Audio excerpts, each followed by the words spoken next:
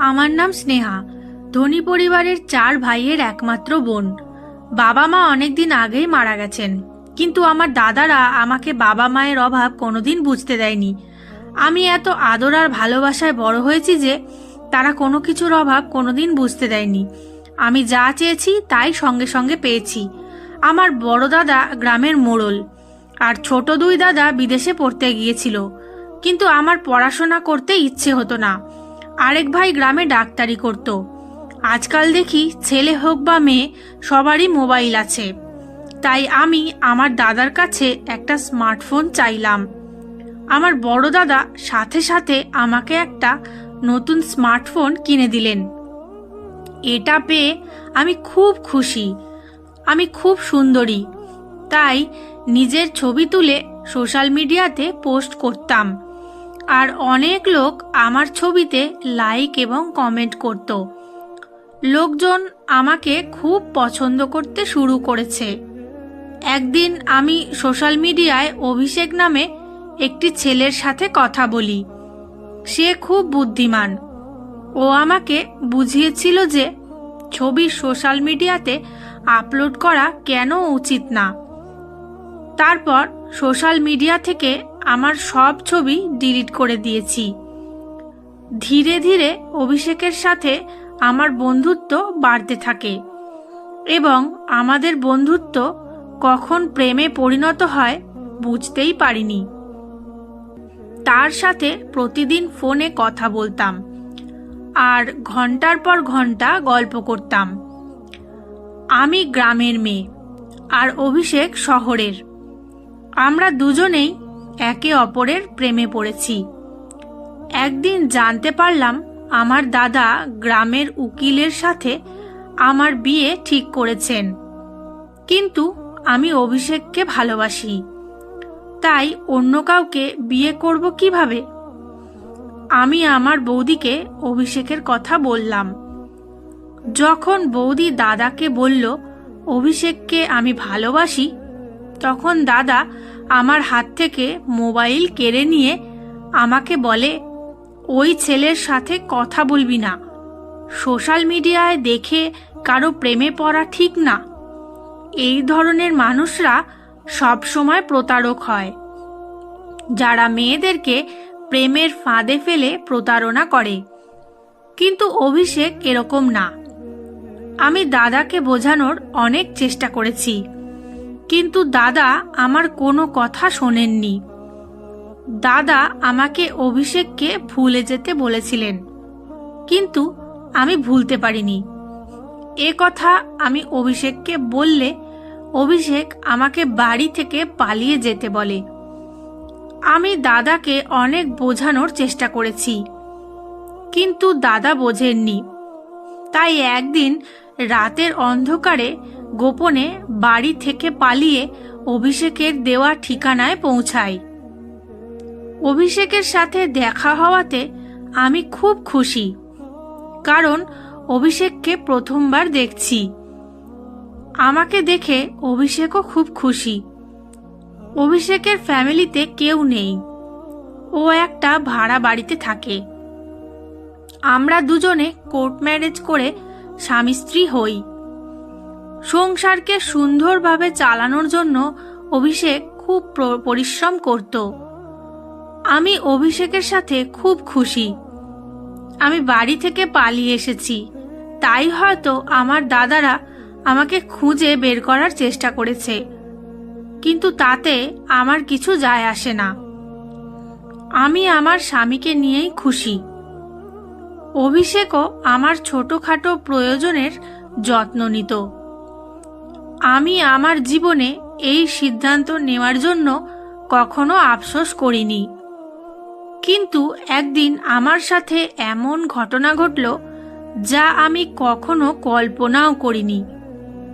একদিন আমি ফোন পেলাম, আমার স্বামীর অ্যাক্সিডেন্ট হয়েছে। আমার পায়ের নিচ থেকে মাটি সরে গেল। দৌড়াতে দৌড়াতে হাসপাতালে গিয়ে দেখি আমার স্বামী মৃত্যুর কোলে ঢলে পড়েছে। মানে আমার সারা জীবন নষ্ট হয়ে গেছে। যার জন্য আমি গ্রাম থেকে শহরে এসেছি, আজ সে আমাকে একা রেখে চলে গেছে। কাঁদতে কাঁদতে আমি অজ্ঞান হয়ে গেলাম। সেই অবস্থাতেই স্বামীর শেষকৃত্য করেছি, কারণ এই শহরে আমার স্বামীর নিজের কেউ নেই, আর আমারও স্বামী ছাড়া কেউ নেই। কিন্তু সেও আমাকে ছেড়ে চলে গিয়েছে। এখন আমি সম্পূর্ণ একা।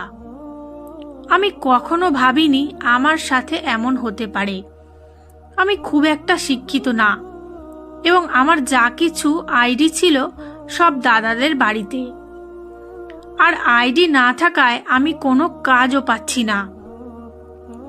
বিয়ের মাত্র 2 মাস পরে অভিষেকের মৃত্যুর পর আমি দাদাদের সাথে যোগাযোগ করার চেষ্টা করলে তারা আমাকে অস্বীকার করে, বলে তুই আমাদের জন্য মরে গেছিস, তুই আর এ বাড়িতে পা দিবি না। আমরা সারা গ্রামে বলে দিয়েছি তুই মারা গেছিস, আর একটা লাশ এনে গ্রামের সবাইকে দেখিয়েছি। আমি জানতাম যে দাদাদের কাছ থেকে আমি এরকমই উত্তর পাব, কিন্তু আমি এখনো কিভাবে বাঁচব? আমার মাথায় তো সমস্যার পাহাড় নেমে এসেছে।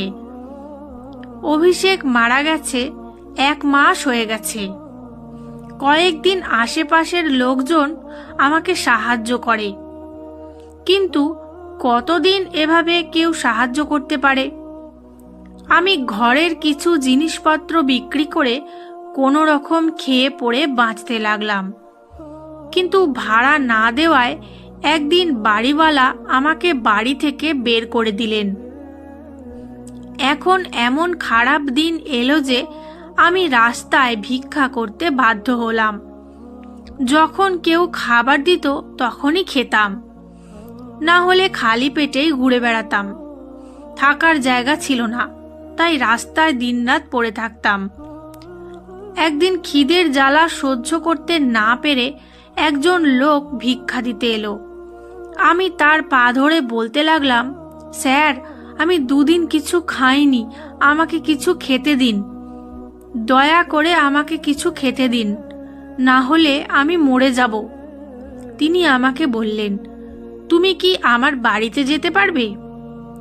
এ কথা শুনে আমি অবাক হয়ে গেলাম।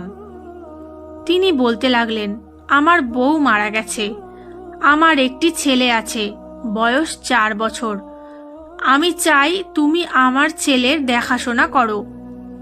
যদি তুমি তার দেখাশোনা ঠিকমতো করতে পারো, তাহলে আমি তোমাকে থাকা খাওয়া সব দেব, এবং তুমিও বেঁচে যাবে। যাই হোক, আমার জীবন খুব কষ্টে চলছিল, আমার থাকার কোনো জায়গাও নেই।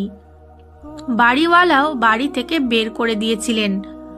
এখন কেউ খাবার দিলেই খাই, না দিলে না খেয়েই থাকি। তাই আমি সাথে সাথে রাজি হয়ে লোকটির সাথে তার বাড়িতে গেলাম।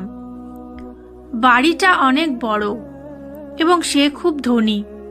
ওই বাড়িতে উনি ছাড়া একটা ছোট বাচ্চা ছিল, যার বয়স 4 বছর। উনি আমাকে খাবার খেতে দিলেন আর বললেন, আরামসে পেট ভরে খাও। প্রথমে তো আমি পেট ভরে খাবার খেলাম।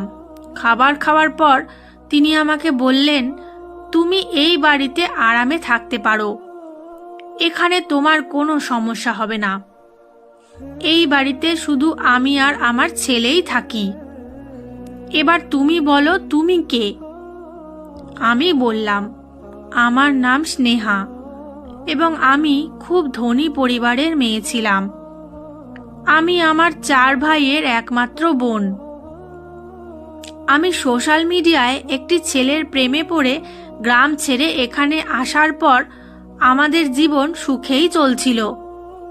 তারপর একদিন আমার স্বামী দুর্ঘটনায় মারা গেল। আমার ওপর আকাশ ভেঙে পড়ে এবং আমাকে রাস্তার ধারে ভিক্ষা করতে বাধ্য হতে হয়। 2 দিন কিছুই খেতে পাইনি, তাই আপনার পায়ে পড়ে মিনতি করেছিলাম।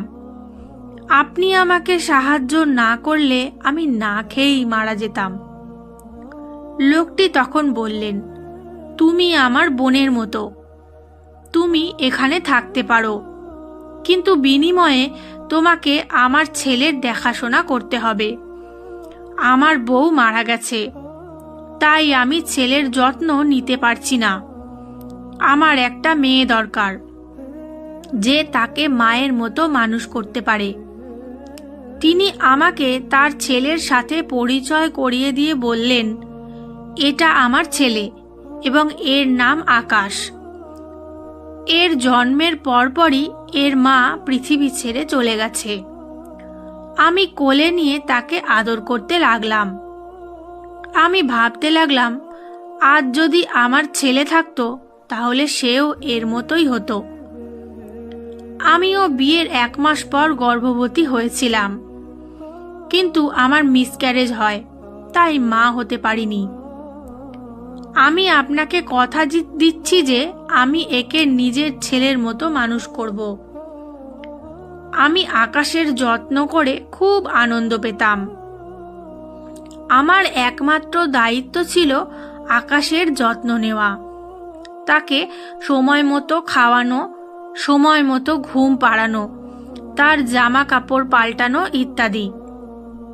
বাকি সব কাজ করার জন্য অন্য লোক ছিল। একদিন সকালে ঘুম থেকে উঠে দেখি আকাশ বিছানায় নেই। আমি উঠে বাইরে এসে মালিককে জিজ্ঞেস করলাম, আকাশ কোথায়? সে তার বিছানায় নেই কেন? বাড়ির মালিক বললেন, সন্ধ্যার মধ্যেই ও বাড়ি ফিরে আসবে। আমি তাকে জিজ্ঞেস করলাম, আকাশ কোথায় গেছে আর সন্ধ্যাবেলা কোথা থেকে ফিরবে? কিন্তু তিনি আমার কথার কোনো উত্তর দিলেন না। তিনি বাড়ির মালিক, তাই আমি তাকে খুব বেশি জোর করতে পারিনি, কারণ সে যদি আমাকে বাড়ি থেকে বের করে দেন তাহলে আমি কোথায় যাব?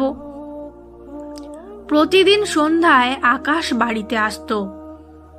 রাতে ঘুমানোর পর সকালে ঘুম থেকে উঠলে দেখি আকাশ তার বিছানায় নেই, কিন্তু সন্ধ্যায় সে ফিরে আসতো। যখনই আমি মালিককে আকাশের কথা জিজ্ঞেস করতাম, তিনি কোনো উত্তর দিতেন না এবং বলতেন, তুমি এই সব বিষয় থেকে দূরে থাকো, তার সম্পর্কে অত কিছু তোমার জানার দরকার নেই। তোমার কাজ কেবল তার যত্ন নেওয়া এবং তাকে ভালো করে লালন পালন করা। তাই তোমাকে যে কাজ দেওয়া হয়েছে তুমি শুধুমাত্র তাই করো। তারপর থেকে মালিককে জিজ্ঞাসা করা বন্ধ করে দিয়েছি। এক রাতে আমি যখন আকাশের সাথে ঘুমাচ্ছিলাম, মাঝরাতে চোখ খুলে দেখলাম যে আকাশ বিছানায় আছে।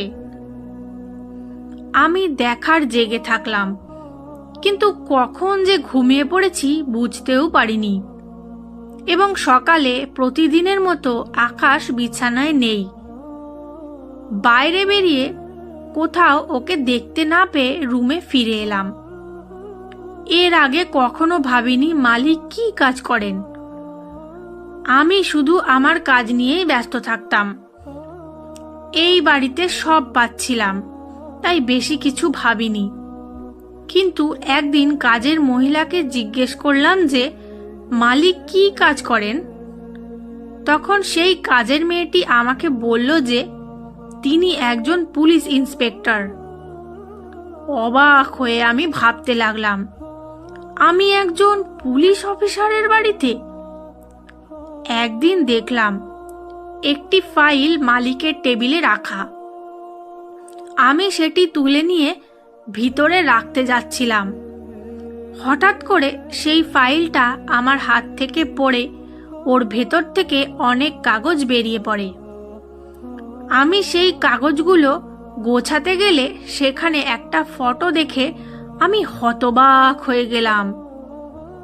আমি অবাক হয়ে ভাবলাম, আমার স্বামীর ছবি এখানে কেন? ভাবলাম, মালিক যদি জানতে পারে আমি এই ছবিটি দেখেছি বা আমি এই ছবির লোকটির স্ত্রী, তাহলে মালিক আমার কি অবস্থা করবে। ভয়ে তাই তাড়াতাড়ি সবকিছু গুছিয়ে ফাইলটি মালিকের ঘরে রেখে ফিরে এলাম।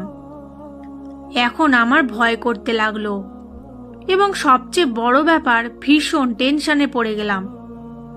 কিন্তু তবুও আমি এখান থেকে যেতে পারিনি, কারণ এই বাড়িটা ছাড়া আমার আর কোনো থাকার জায়গা নেই। এছাড়া আমি আকাশকে নিজের ছেলের মতো ভালোবাসি। তাছাড়া এই ছবির রহস্যটাও জানতে চাই। এই পুলিশ লোকটা কিভাবে ছবিটা পেল? ভাবলাম আমার দাদারা অভিষেককে খুঁজে বের করার জন্য এই পুলিশ অফিসারের কাছে কেস ফাইল করতে পারে, কিন্তু দাদারা কখনো অভিষেককে দেখেনি। মনের মধ্যে অদ্ভুত অদ্ভুত সব ভাবনা আসছিল, কিন্তু মালিককে জিজ্ঞেস করার সাহস পেলাম না। 4 মাস হয়ে গেল আমি এখানে আছি। বাচ্চাটি আমাকে মা বলে ডাকতে শুরু করেছে, কিন্তু এতে মালিকের কোনো আপত্তি নেই। তারপর মালিক আমাকে একটা মোবাইল দিয়ে বলল, তোমার সাথে কথা বলার দরকার হতে পারে, তাই এটা রাখো। একদিন আমার মোবাইলে একটা ফোন আসে। আমি কাজে ব্যস্ত ছিলাম, তাই কল ধরতে পারিনি। পরে মোবাইলের দিকে তাকাতেই একটা অচেনা নাম্বার ভেসে উঠল। আমি খুব একটা পাত্তা দিলাম না। কিছুক্ষণ পর সেই নাম্বার থেকে একটা মেসেজ এলো। তাতে লেখা ছিল, স্নেহা, তুমি কেমন আছো? আমি খুব অবাক হলাম। ভাবলাম হয়তো এখানকার কোনো কাজের মেয়ে আমার সাথে মজা করছে, তাই আমি ওই মেসেজের রিপ্লাই দিইনি। এরপর প্রতি রাতে এই নাম্বার থেকে মেসেজ আসতে থাকে। মেসেজে নানা রকমের কথা, আমার পুরনো জীবন এবং মাঝে মাঝে আমার দাদাদের সম্পর্কে বিভিন্ন কথা। আমার স্বামী একমাত্র ব্যক্তি ছিলেন যিনি আমার সম্পর্কে এইসব কথা জানতেন। আমার সাথে যা ঘটছে তাতে আমি ভয় পেয়ে গেলাম। জানি না কে সে আর কেন সে আমাকে জ্বালাতন করছে। সে বলতো, তুমি আমাকে তোমার বন্ধু মনে করতে পারো। তোমার কোনো সমস্যা হলে আমাকে মেসেজ করে জানিও, আমি তোমার সব সমস্যার সমাধান করে দেব। কিন্তু আমি ভয় পেয়ে নাম্বারটি ব্লক করে দিলাম। তারপর সে আমাকে নতুন নতুন নাম্বার দিয়ে মেসেজ করতে শুরু করে। আমি যত নাম্বার ব্লক করি সে তত নতুন নাম্বার দিয়ে আমার সাথে কথা বলার চেষ্টা করত। সে এমন এমন কথা বলতো যে আমি টেনশনে পড়ে যেতাম। যাই হোক, ধীরে ধীরে আমি তাকে বিশ্বাস করতে শুরু করি এবং তার সাথে কথা বলতেও শুরু করি। আমার যে কোনো সমস্যা তার সাথে শেয়ার করি। সে আমার পুরনো জীবনের কথা বলে, আমার সাথে মজা করে। যখন আমি তাকে জিজ্ঞাসা করতাম সে আমার সম্পর্কে এসব কথা কিভাবে জানলো, সে আমার প্রশ্নের কোনো উত্তর দিত না, কিন্তু নিজের সম্পর্কে বলতো যে তিনি অবিবাহিত এবং এই পৃথিবীতে তার কেউ নেই। আমারও এই পৃথিবীতে কেউ ছিল না, তাই আমাদের ভালো বন্ধুত্ব হয়ে গেল।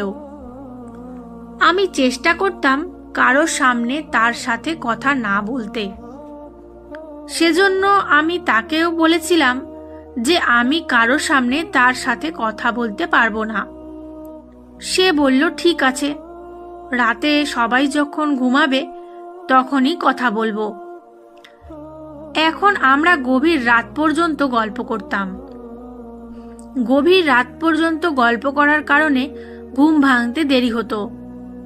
সকালে ঘুম থেকে উঠে আকাশকে দেখতে পেতাম না। আমি তার সাথে এ বাড়ির বিষয়ে কোনো কথা বলতাম না, কারণ আমি এই বাড়ির নুন খাচ্ছিলাম।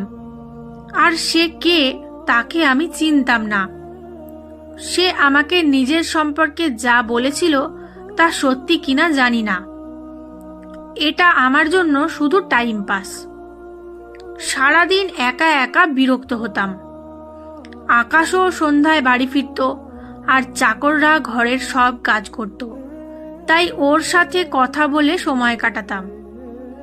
2-3 দিন ধরে ও আমাকে বলতো আমার সাথে দেখা করতে চায়, কিন্তু আমি তার সাথে দেখা করতে রাজি হতাম না।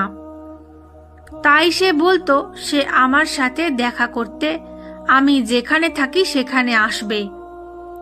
একদিন সন্ধ্যাবেলা আকাশ বাড়িতে আসার পর মালিক আমাকে সন্ধ্যার খাবারের ব্যবস্থা করতে বললেন, কারণ আমার বেস্ট ফ্রেন্ড অনেকদিন পর আমার বাড়িতে আসছে। তাই আমি চাই তুমি নিজের হাতে তার জন্য ভালো ভালো খাবার তৈরি করো। আমি মালিককে বললাম, ঠিক আছে। আমি অনেক খাবার তৈরি করে রাখলাম। 3 ঘন্টা পর শুনতে পেলাম বাইরে কেউ কথা বলছে।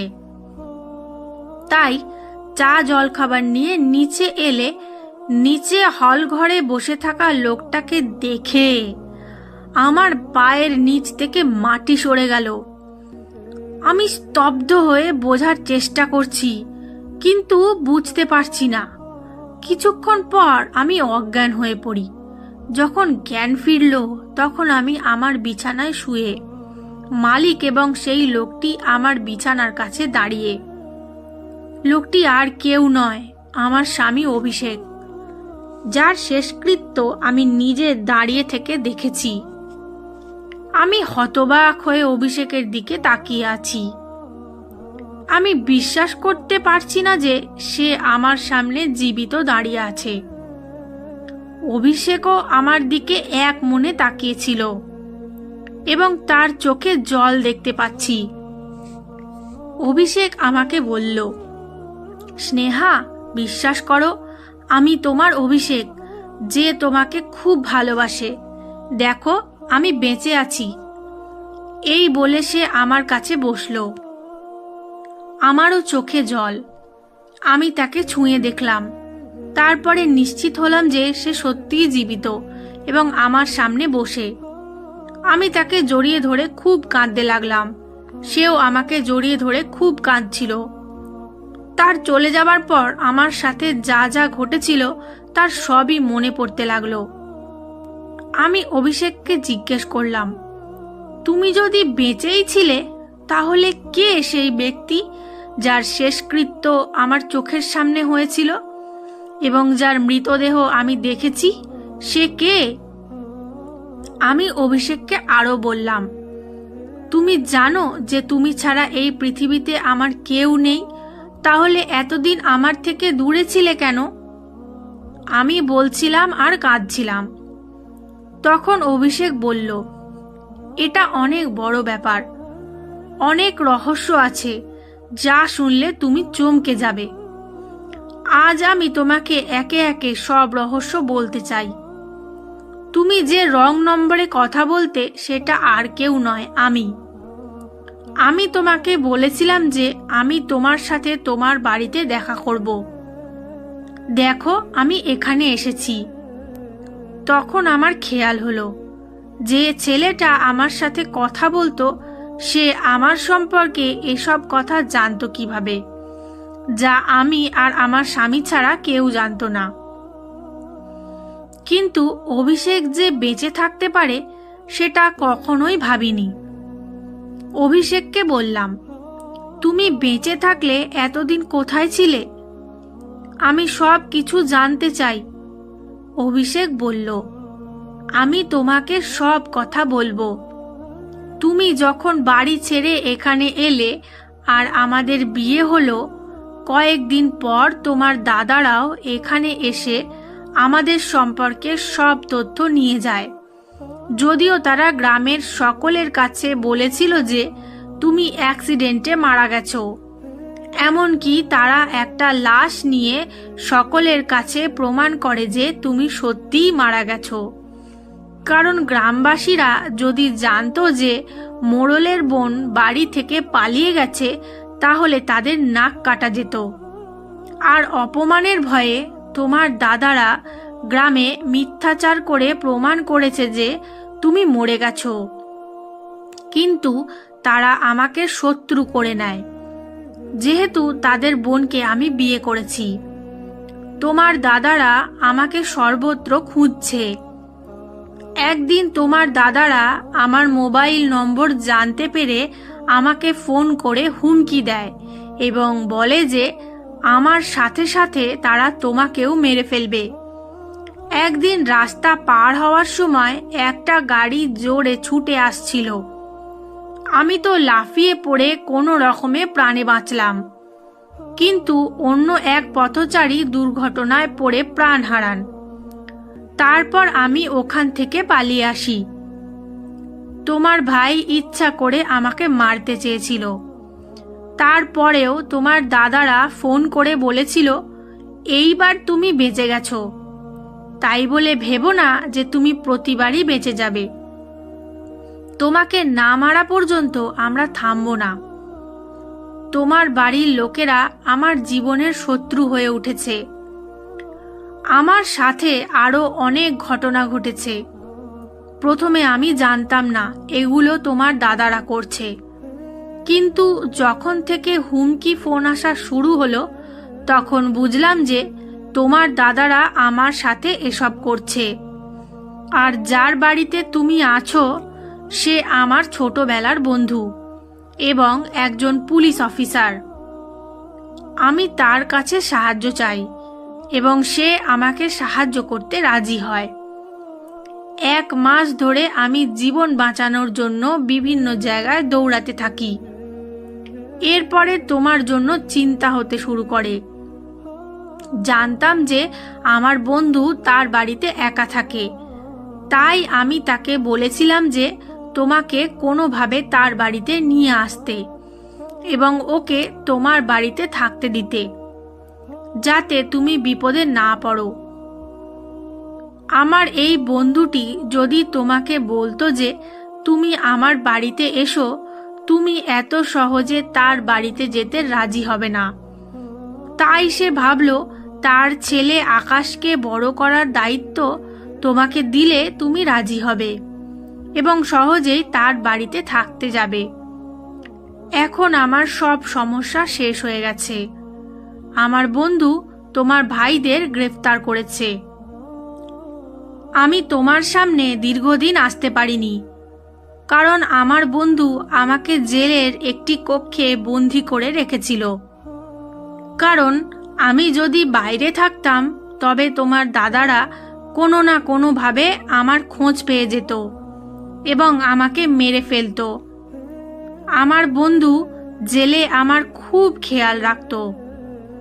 যতক্ষণ না আমার বন্ধু তোমার দাদাদের ধরতে পেরেছে ততক্ষণ সে আমাকে জেল থেকে বের হতে দেয়নি, কারণ আমার জন্য জেলই একমাত্র জায়গা যেখানে আমি সম্পূর্ণ নিরাপদ। আমি অভিষেককে বললাম, আমার একটা প্রশ্ন আছে যেটা মনের মধ্যে ঘুরপাক খাচ্ছে।